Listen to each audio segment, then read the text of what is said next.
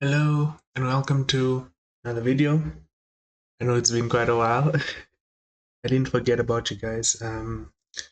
Things just got a bit busy, and then when things weren't busy, I got into this other game called Rain World, and that game is amazing. Like it's just been taking up all of my time, and I got lost playing that. I forgot about Noita for a second, but yeah, back in Noita.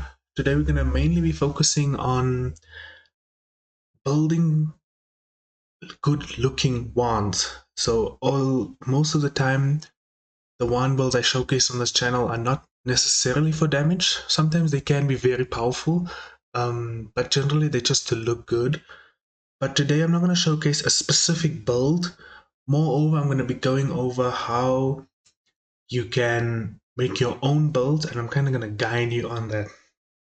Like I said in the community poll, there was two main things I wanted to focus on: good looking builds and good damaging builds. Most of you guys voted to see how to build good looking wands, and hopefully in the next video I'll focus more on good damaging builds, because a lot of you guys said that you haven't even beaten the game or you haven't gotten far enough. But anyway, so I have some things written here. Three main sections: anticipation, progression, and conclusion. In my opinion, if you want to build a good looking wand, it has to have at least one or all of these three main categories. So it has to have some anticipation, it has to have some kind of progression, in other words, moving through a sequence of events, and it must have a good conclusion. And there's a lot of spells you can use for each of those. So I'm going to go into Noita, and you can see I have a wide variety of wands. So we're going to mainly first start on anticipation. Basically, anticipation means instead of just casting the build you want, adding a little bit of one extra step as a starting point. So add death trigger is one of the best spells for doing that, because it means that before you have your actual cast, you can make it at the death of another spell. So here I have a homing bomb with add expiration trigger, and when it dies, it's going to spawn in an orbiting arc with reduced lifetime and summon Omega Soulblade. So that looks something like this. So instead of just firing the Omega Soulblade, it's locked behind the bomb. So the bomb is adding a little bit of anticipation. Now, it's not a really good wand build, but you can see the anticipation. Before you even get the Omega Soul, you first have to wait for the bomb. So that's adding in that layer of anticipation. Now, bomb is a very good one to use, but one that I like a bit more is Death Cross, which I'll showcase a bit later. But here we have two summon wall and summon platform, and if I take this away for a second, you'll see it looks like a red cross. Right now, I've used these quite a bit in the past. The long distance cast is spawning two spells. The first one is a summon wall, and the second one is a summon platform. However, the second one has a death trigger, so when it dies, it's gonna spawn in Meteorosard, and that looks something like this. Now, because they have a long lifetime, you have to wait a little bit longer, and then when it dies, you see the Meteorosard coming. If I swap that out for an add timer, it looks something more like that. So it's still alive, and it's kind of like an X marks the spot kind of thing, you know, adding a little bit of anticipation. It's also like bringing your attention towards them. So that's one way to add anticipation as well, by leading the viewer or your eyes to the location. So here we have another one, using Death Cross. Now, Death Cross is one of my favorite spells for adding anticipation, mainly because it has a very good lifetime and it can move very quickly. So if you add homing onto it, it can move to the enemy before you want it to actually die. So yeah, once again we have add expiration trigger. The death cross is what's going to spawn the spells to death crosses. So it's adding a little bit of a timer between the square barrier and the death crosses. Obviously, Giga Death Cross is hurting me.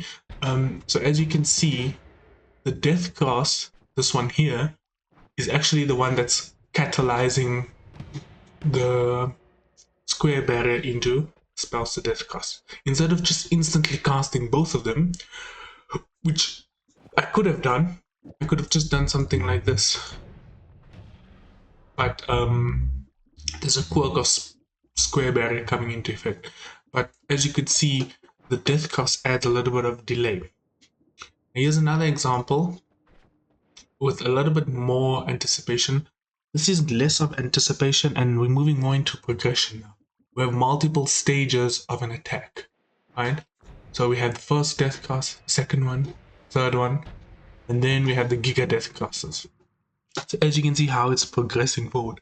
I have multiple Death Crosses, each with different colors, and they all have add expiration trigger, adding layers and layers and layers.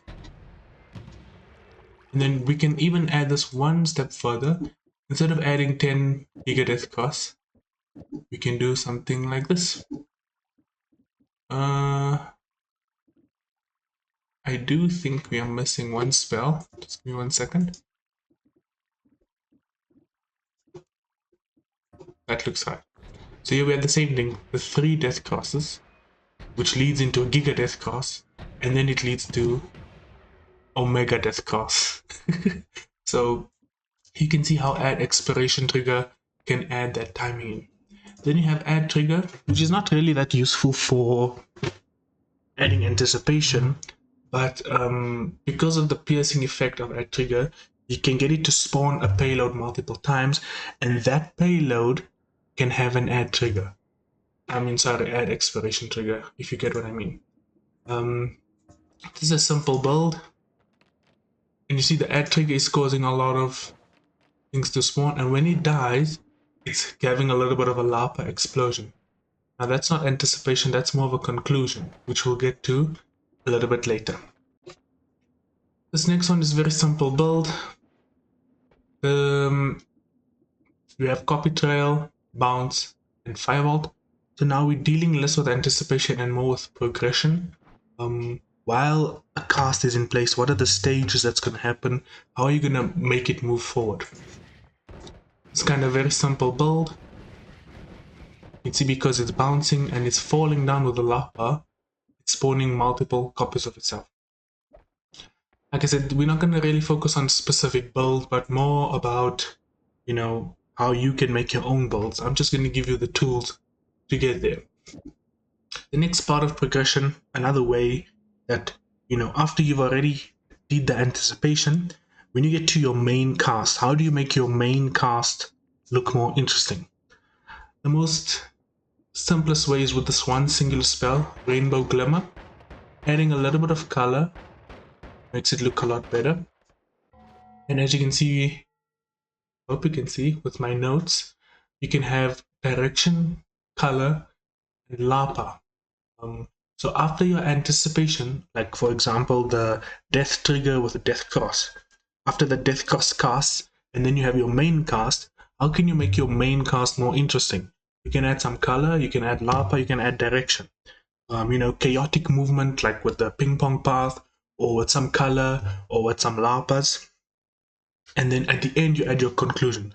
But while we're on progression, how can we do that? We can make it more interesting with some color. Another way we can make it interesting is with movement. So here I have Luminous Thrill, which you guys have probably seen many times. How can we manipulate the Luminous Thrill? If I just get rid of some of these, you know what long distance cast Luminous Thrill looks like. But if I add a bit more modifiers, like for example, let's say Slithering Path, you can see it moves a little bit more interesting. Or if I add Ping Pong Path, probably something you've seen before, right? But you don't need to only just put one. You can combine them and see how it's going in a crazy kind of way. Orbiting Arc is one of my favorite ones to use. When you combine them with multiple, so you have your orbiting arc, but you also have spiraling arc. Now, how does it look? You can mix and match all of the movement ones to see what you get. Another one that's very useful for limiting movement is linear arc. You only want it to go in the cardinal directions. This goes very well with the boomerang. If I give you, let me just switch the spell. Instead of luminous drill, if we use something like maybe a bubble spark, and you see how it's boomerang towards me, but it's stuck to the cardinal directions.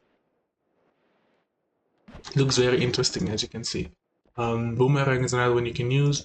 Chaotic path makes the thing fly faster, but it also travels a bit more chaotically. Basically has kind of a mind of its own, but it will still move somewhat predictably. Yeah, so adding a little bit of movement can make a big difference. Even a simple shotgun wand can, look a little bit more interesting with some color and with some extra movement. Then what else do we have?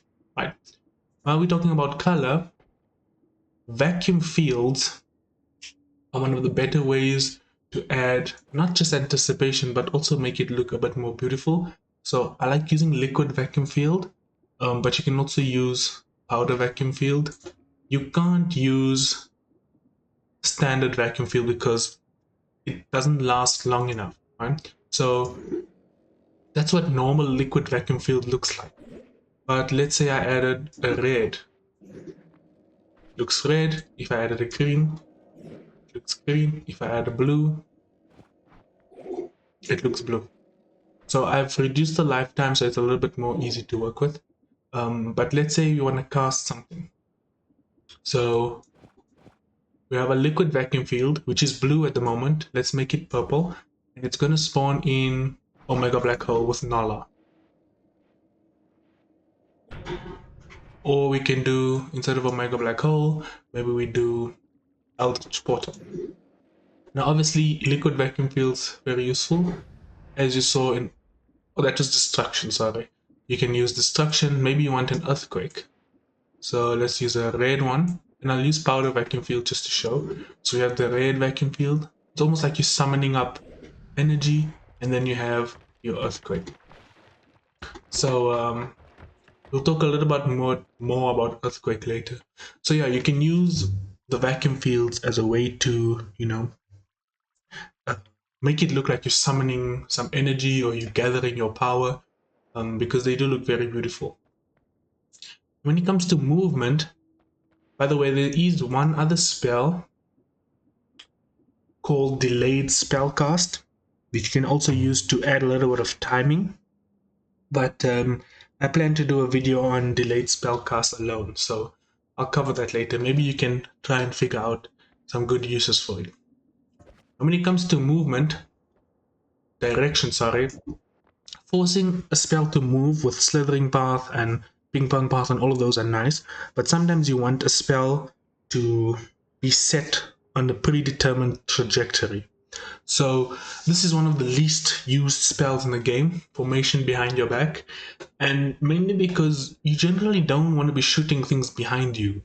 So these multicasts, I'll show you over here.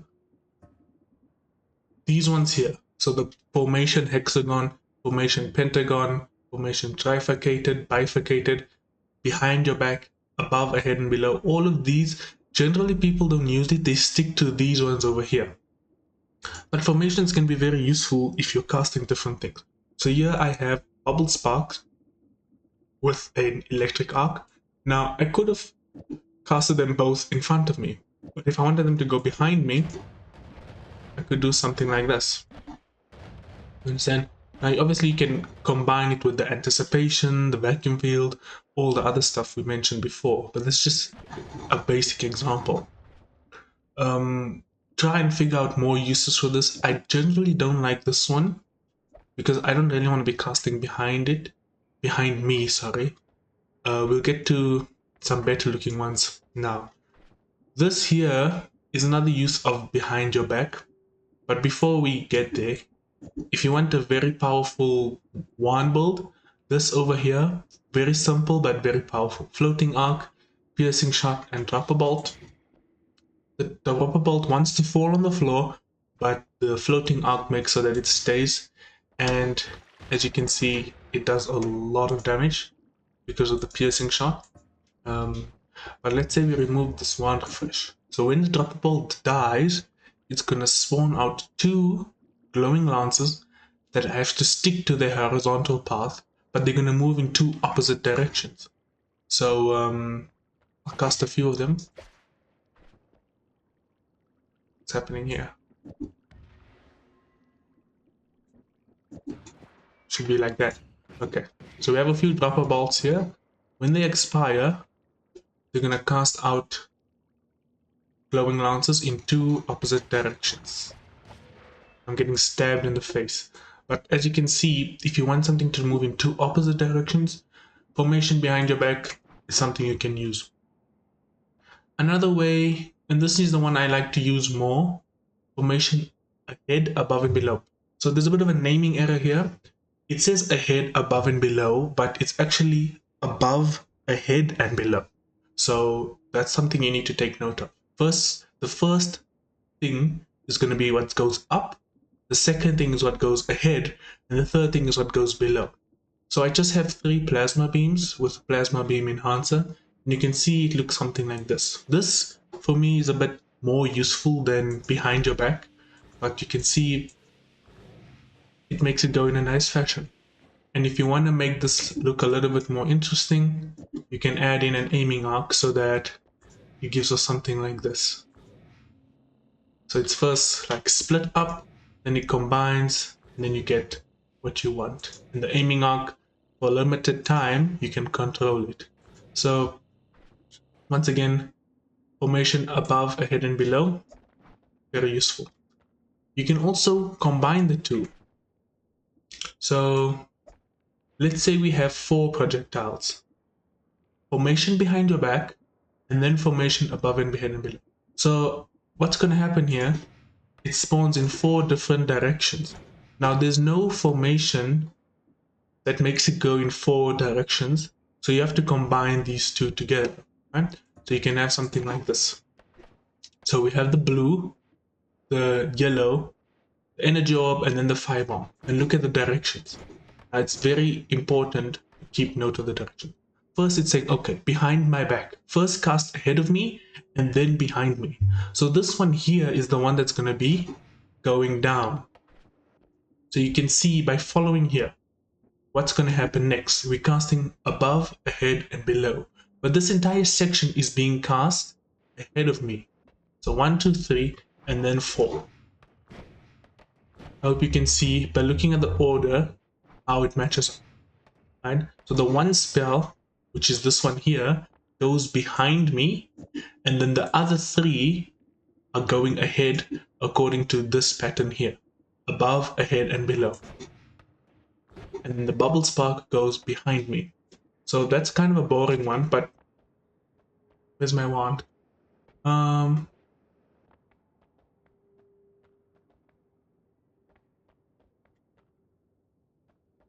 This is the one I was using. So here we have again the above, ahead, and below, but we have a lot of luminous drills. So luminous drill with timer is going behind me. It's going to spawn summon wall. Then we have another luminous drill which is going to go up, spawning a platform. Ahead, spawning a wall. And then below, another luminous drill spawning a platform. These are just here to add some cast delay because the wand was too fast. But what do we get? We get a nice little box, which you can use for either trapping enemies or putting a nuke inside. I did some experimentation, but I don't have a wand build that can utilize this yet perfectly. So if you have an idea on how to use this, you can let me know in the comments. So yeah, the only reason we can have this is because we have these 2 formations which are forcing the luminous drills in the 4 directions, and then they're obviously spawning a wall and a barrier. Very useful. Try and think about some uses for this one because I don't have one fully conceptually thought out yet. So that's another way you can restrict them. Then what's going on here. So the last part which I wanted to talk about was conclusion. This is just a basic wand.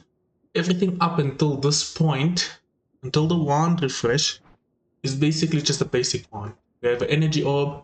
When it dies, it spawns in a death cross, which spawns in the pollen with boomerang, with homing, with the big magic gun. And when the pollen dies, it spawns a giga death cross. As you can see, we have a lot of expiration triggers. We have an energy sphere, that's red. When it dies, it will spawn a death cross. When the death cross dies, it's going to spawn two things.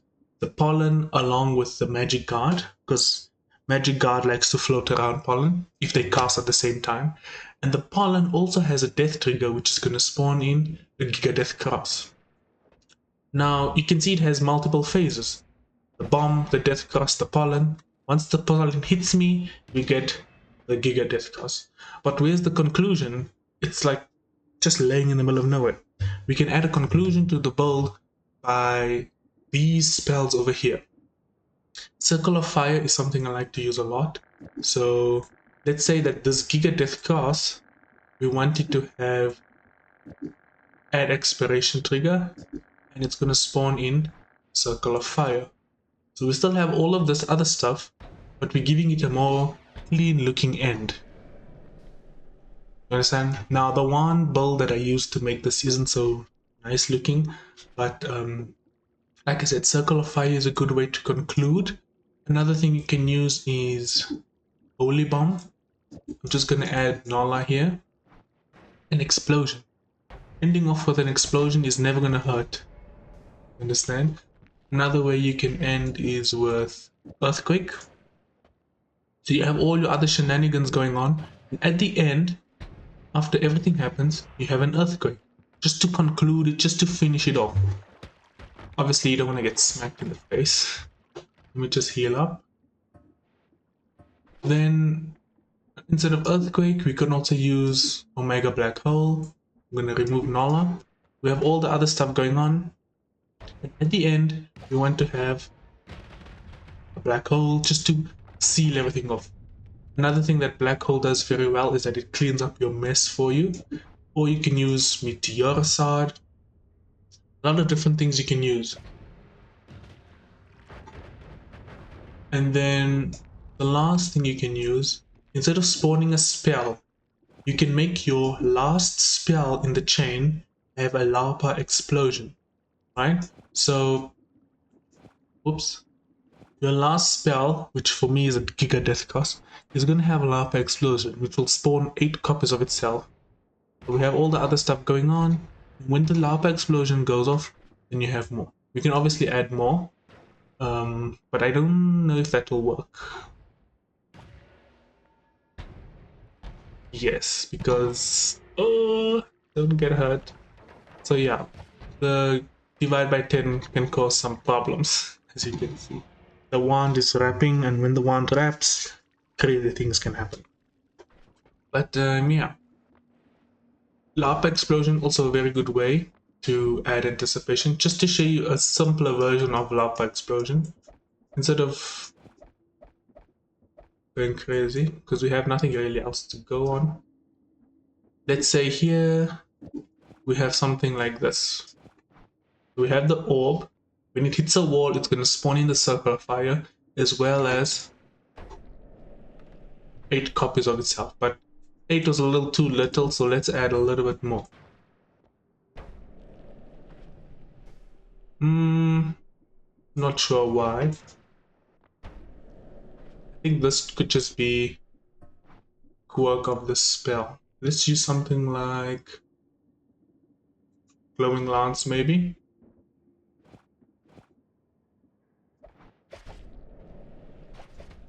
Ouch. So you can see lava explosion can be a very good way to also add a conclusion to your build. Oh! So yeah. Lava explosion. I don't want to get spiked.